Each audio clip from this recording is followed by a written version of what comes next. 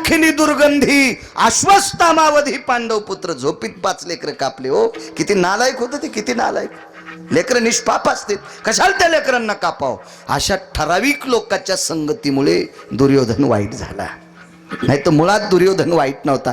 अहो मामाश्री ती भाची सून आहे आणि मामाला भाषाची बायको लेकी इतकी असावी, त्याचं नाव मामा म्हणतात. मामाला भाच्याची पत्नी कोण्या अधिकाराची असं माहिती, लेकी इतकी असावं, लेकी इतकी. हो, मोठ्या भावाची बायको लहान्या भावाला आईच्या दर्जाची असावा. दुर्योधन इथं मातीत गेला. मामाचं ऐकून मोठी भाऊजाई आई समान असताना मांडीवर बसली ती मांडीवर. इथं दुर्योधन नापास झाला.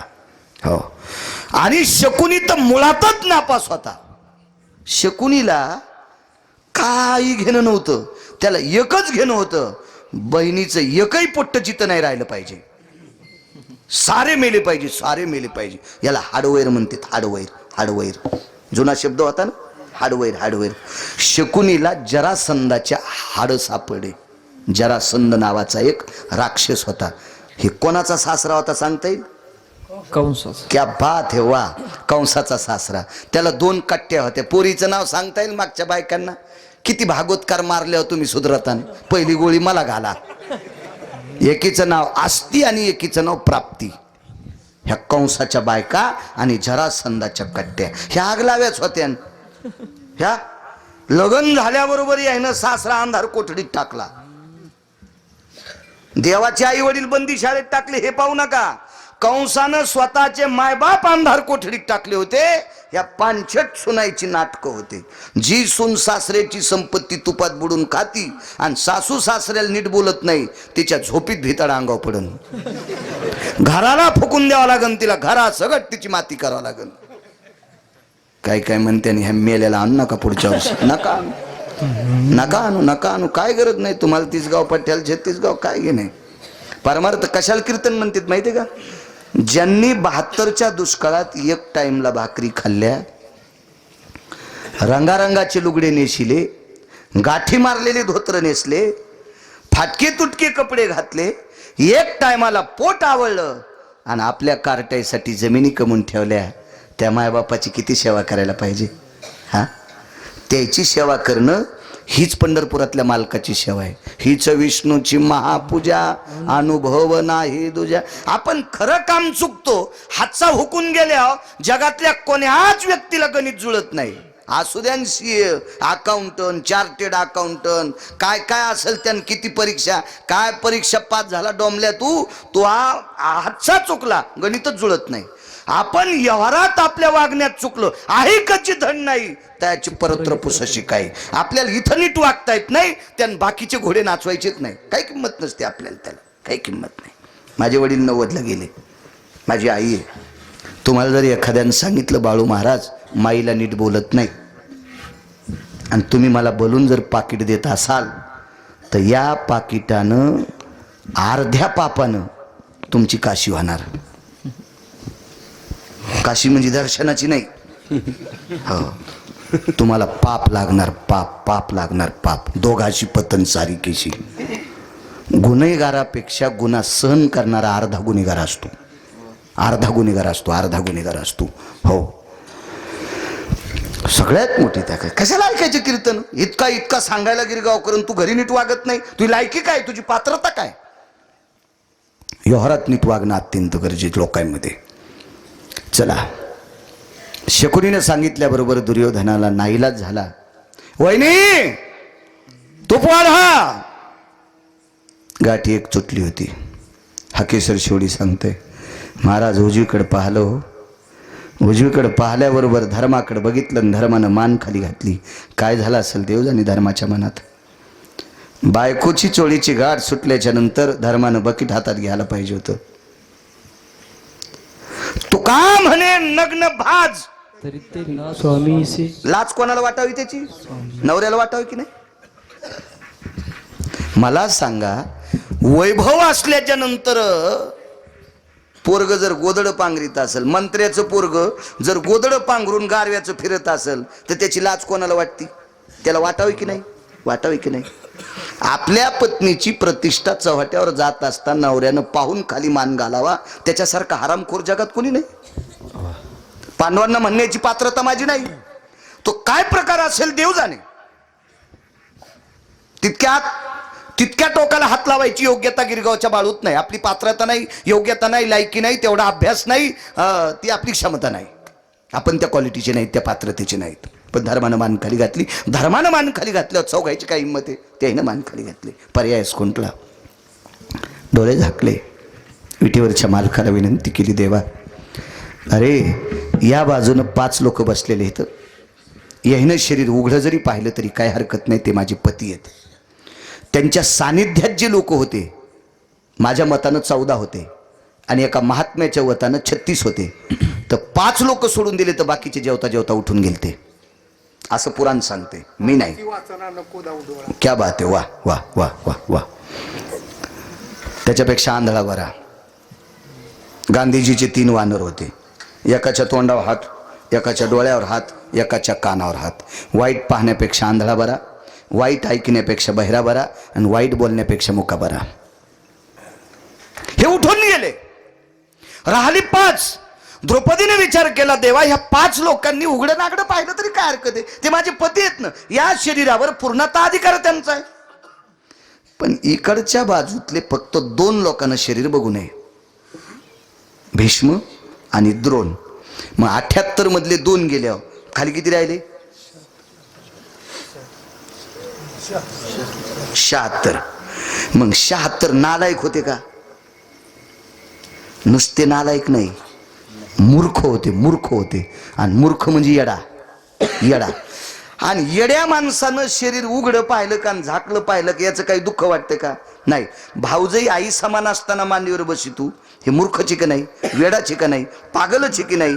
रजस्वाला असताना भाऊजईला भर सभेत ओढून आणलं, तो पागलची की नाही? भर दुःशासनासारख्या माणसाला वस्त्रहरण करायला लावलं, हा पागलच आहे की नाही? मग मूर्ख माणसानं आपलं शरीर उघडं पाहिलं का दाखलं पाहिलं का? काहीच नाही. पण 2 लोकांना बघू नये. श्रुतीनं भीष्माला आणि द्रोणाला प्रश्न केलता. वाक्य नीट लक्षात ठेवा राजू. गुन्हेगार मोठ्या माणसाला ठरवल्या जाते. मोटरसायकलवाला पिऊन जरी 4 चाकाच्या गाडीवर गेला तरी पोलीस डिपार्टमेंटचे लोक जास्तीत जास्त चौकशी 4 चाकाच्या गाडीवाल्याची करते. याचा अर्थ मला असा सांगायचा आहे की मूर्खानं किती चुका करू द्या, पण दोषी सुज्ञ माणसाला ठरवत असते. सुज्ञ माणसांनी काही गोष्टी सांभाळायच्या असतात. अजून बी लक्षात घ्या, पांढऱ्या कपड्यावाला आणि रंगीबेरंगी कपड्यावाले 2 मित्र रस्त्याने चालले होते. तिकून ग्रामसेवक आला. ग्रामसेवक म्हणजे मी नोकरीवाला म्हणत नाही, मी डुकराला पण ग्रामसेवक म्हणत असतो. गावाची सेवा खरी कोण करते म्हणून त्याला ग्राम सुकर शब्द आहे. अजून 2 शब्द आहेत. गुत थोडंच घेतलं दाता बॉम्या सांगा, तुम्हाला सांगतो बैठकीत गेल्यावर. गावाची सेवा करणारा डुक्कर तो आला. त्याच्यातल्या 1 जणाच्या बापा सरपंच असताना रोड झालता. तर ते डुकराला म्हणला, आमचे बाबा सरपंच असताना रोड झालेला आहे, सरक बाजूला. आणि डुक्कर कशातून उठलं होतं? नालीतून. तिकून 1 जण बाई म्हणली, अरे डुकराला काय बोलत तू, मेल्या, सरक बाजूला. दोघांपैकी जपाव कोणत्यानं? ज्याच्या अंगावर पांढरे कपडे आहेत त्यानं. रंगीबेरंगी कपड्यावाल्यानं डुकरानं शेपूट हाणलं असं झटकिलं तरी निघत.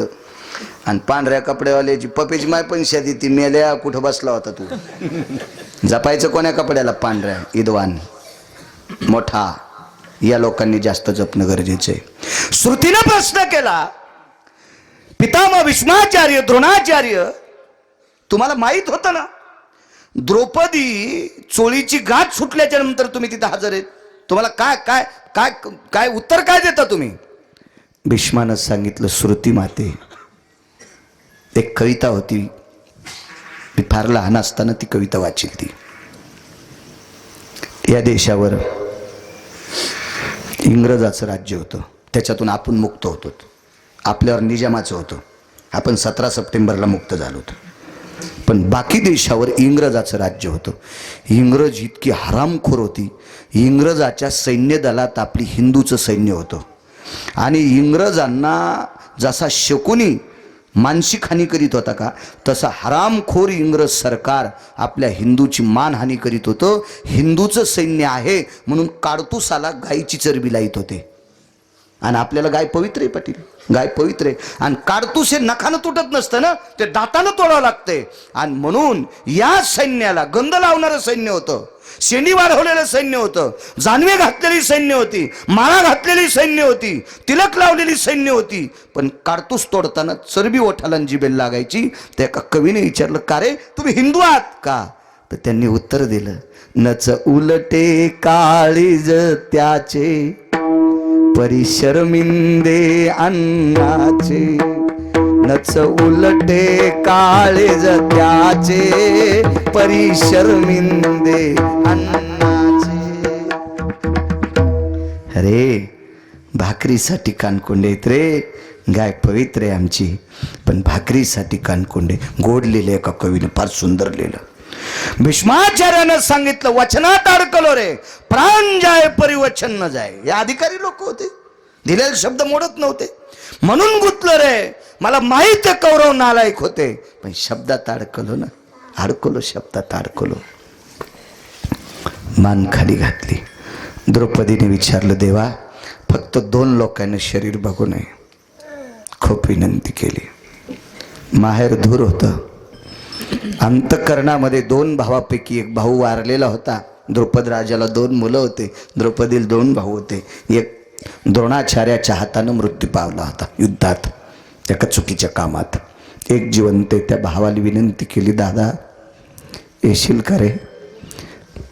कोठे गुंतलासी द्वारकेच्या राया, कोठे गुंतलासी द्वारकेच्या राया.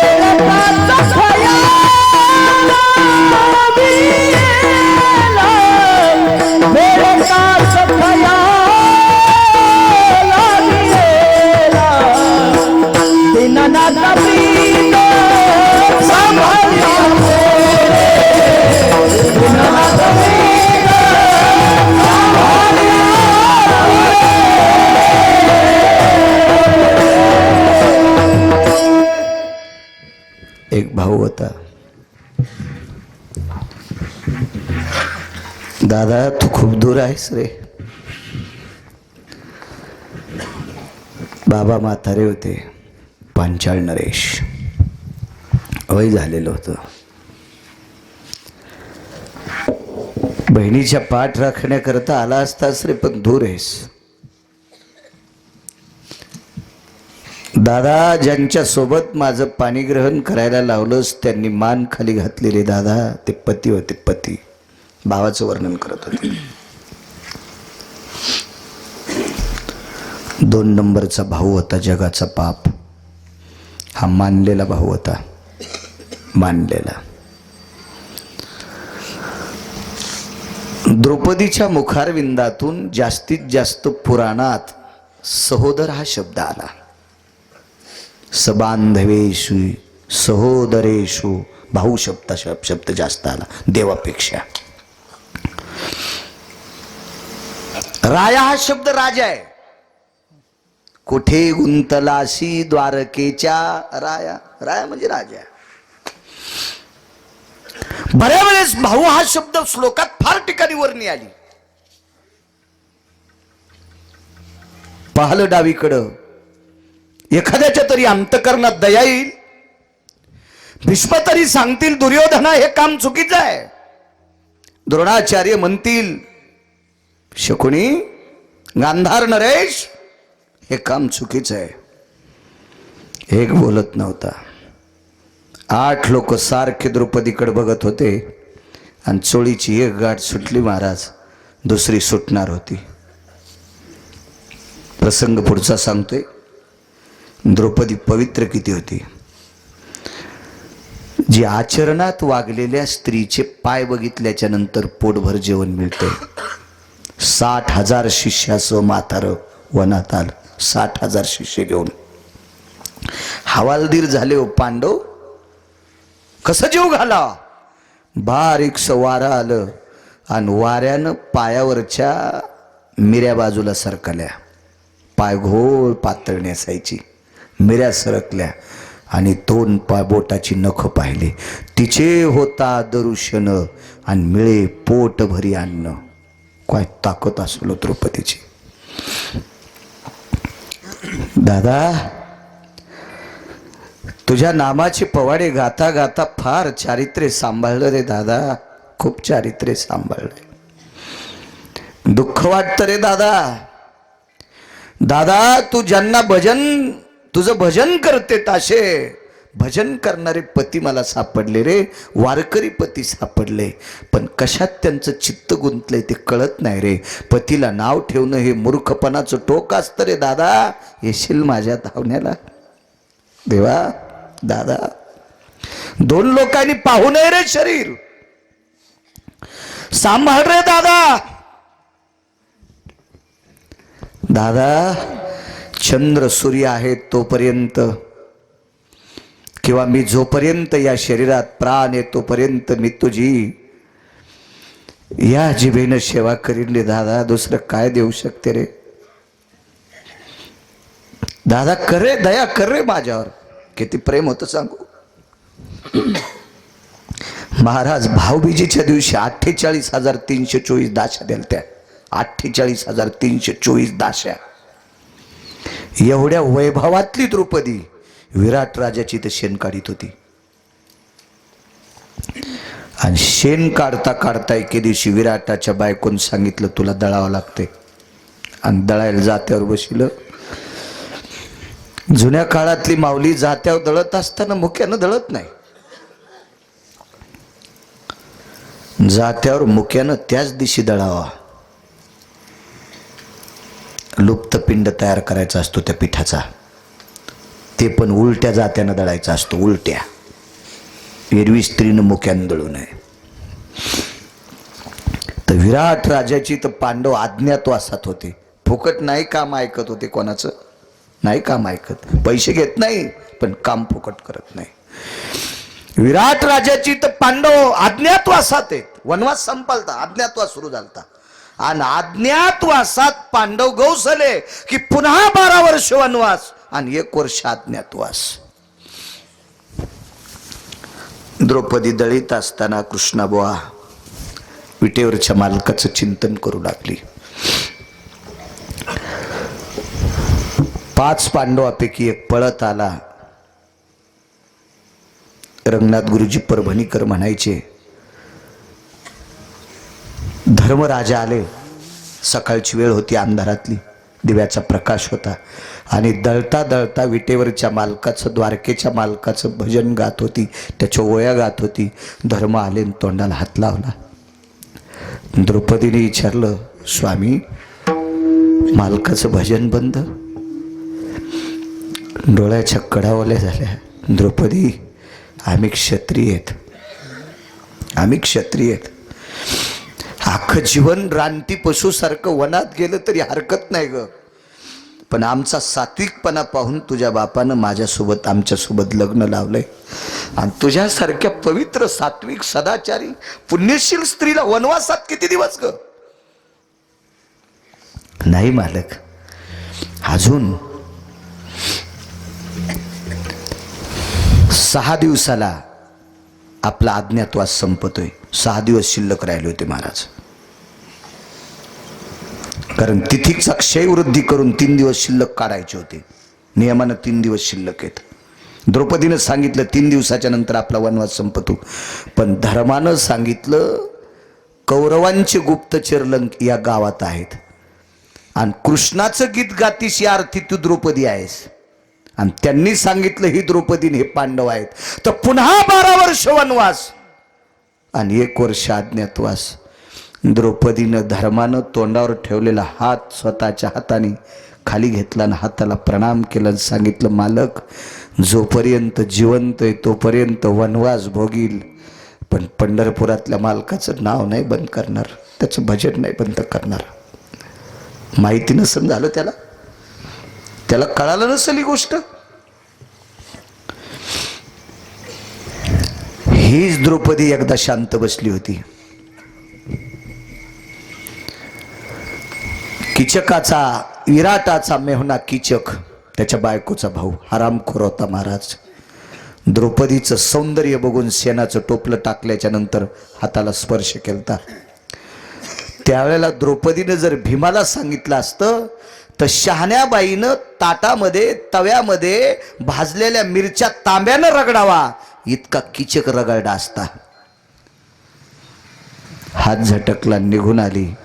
त्यावेळेला विटेवरच्याच मालकाला सांगितलं, देवा सांभाळ रे माझ्या पावित्र्याला, सांभाळ रे देवा माझ्या चारित्र्याला. पहिल्या गाठीचा गुढा सुटलेला आहे आणि दुसरी गाठ सुटल्याच्या नंतर शरीर दिसणार आहे.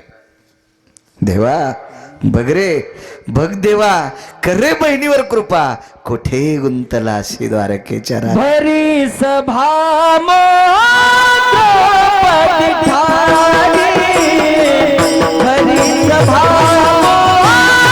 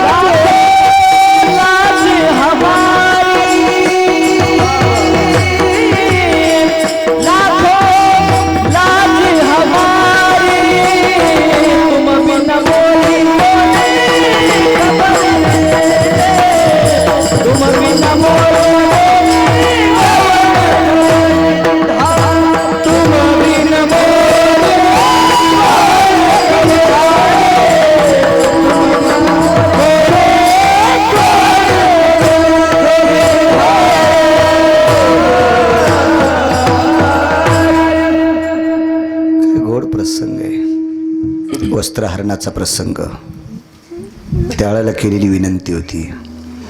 महाराज द्रौपदीचं काम किती गोड होतं सांगू तुम्हाला, देवावर श्रद्धा किती होती. बोट कापल्याचं निमित्त पंढरपुरातल्या मालकाने केलं, बोट कापल्याचं निमित्त पंढरपुरातल्या मालकाने केलं आणि सख्या बहिणीकडे गेलाय. चिंदी नाही सापडली हो, नाही सापडू द्या चिंदी, तिला साड्या कमी असतील का. एक तर राजाची पत्नी आहे राजकुमाराची आणि दुसरी देवाची बहीण आहे, काय कमी असतील साड्या तिला, नाही फायद्या. द्रौपदी तुळशी वृंदावनापाशी उभी होती. ती तसं येत नाही, तिचा भाव गदगदलेला भाव लागतो. हो, आणि तुळशी वृंदावनापाशी उभी, समोर उद्धव आहेत, पाठीमागे जगाचा बाप आहे. उद्धवाला पाहिल्याबरोबर आला तू उद्धव दादा. चिताई द्वारकेचे दादा नाही आले. उद्धव बाजूला सरकल्याबरोबर मागे देव होते, हात धरलेला असा रक्त वाहत होतं. हातातलं तुळशीच्या पूजेचं ताट खाली टेकलं, जवळ गेल्या आणि भगवंताचा हात, हाताचं बोट डाव्या हातानं असं दाबून धरलं. दादा काय लागलं. काही नाही. सुभद्रा ताईकडे फळं कापता कापता हाताला बत्तई चाकू लागला, विळी लागली. बर दादा थांबा दादा, मी चिंधी आणते घरातून.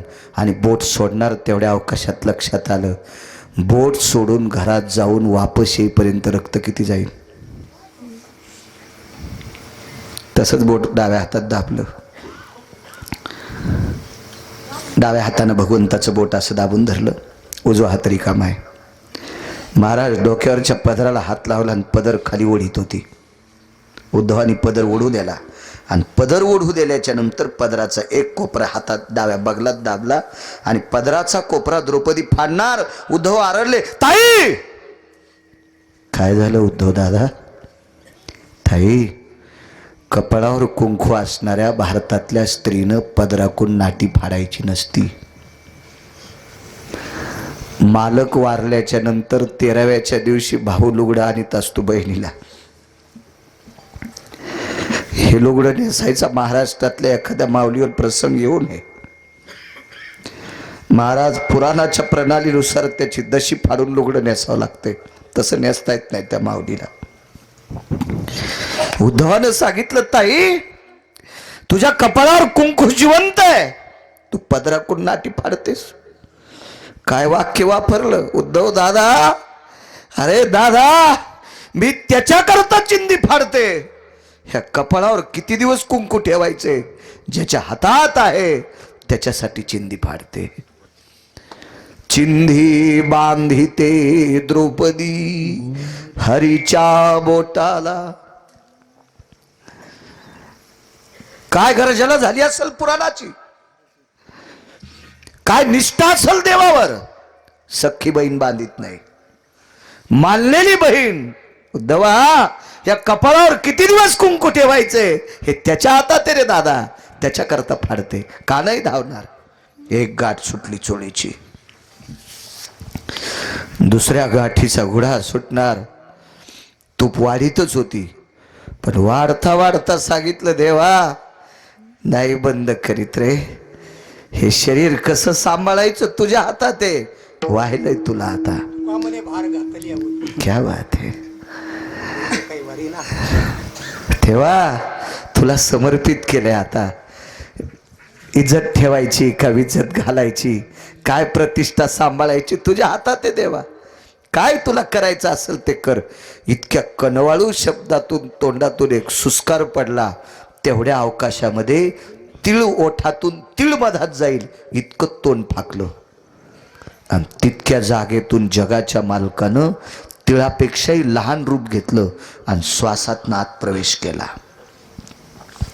हात दोन शिल्लक तयार झाले. पहिले जे दोन हात होते का, एका हातात बकिटे, एका हातात बुटकय. पाप्याला तूप वाढीतच होती, पण जगाचा मालक ज्या वेळेला आत प्रवेश करतो त्यावेळेला दोन हात तयार झाले आणि त्या दोन हातानं चोळीची काठ मारली. श्रुती देवाला विचारत होती. श्रुती म्हणजे वेद. देवा, काय गरज होती तुम्हाला? रक्ताच्या नात्यातल्या नालायक माणसानं पवित्र स्त्रीचे धिंगाडे उडवावे?